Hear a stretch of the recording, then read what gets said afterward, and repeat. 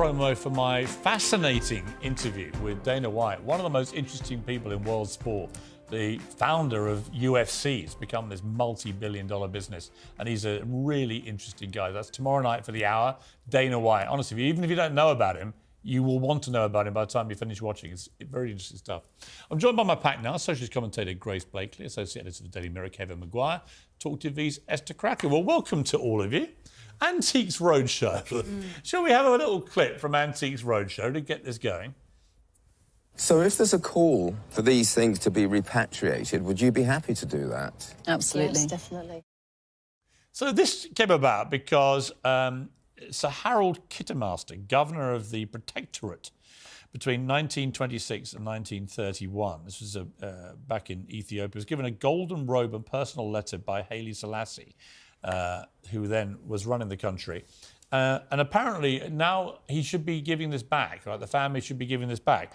What do we feel about this, Grace? I mean, this is all part of the sort of, I guess, paying reparations for sins of our ancestors, giving stuff back that countries took from each other centuries ago. I don't really see the point of all this, because once you start, where do you stop? Well, I mean, the point is, you often see in response to problems like this, the idea that, we'll have to undo all of human history because things have changed hands so many times over the course of, millennia.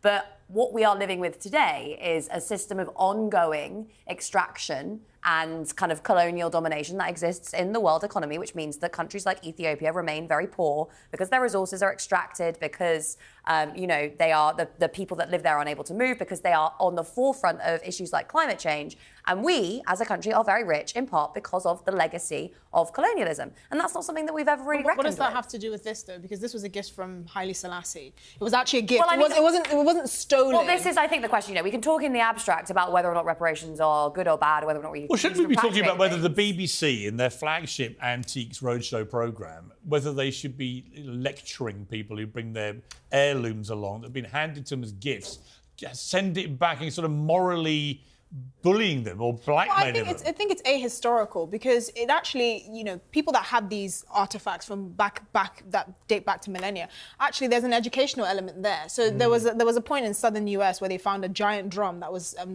traditional to the Akan people in West Africa, and like, how the hell did this get here? Well, because it was sent over as a gift, right? You have so many periods in history where you see artifacts that are a result of trade or some sort of interaction between different types of people. Why would we suddenly have this discourse of giving it back? It was well, Kevin, as let me bring in Kevin. Look, according to Ronnie Archer Morgan, an antiques expert in ethnic tribal and folk art, the robe is valued in the region of £4,000 to £5,000. It's not a huge amount of money.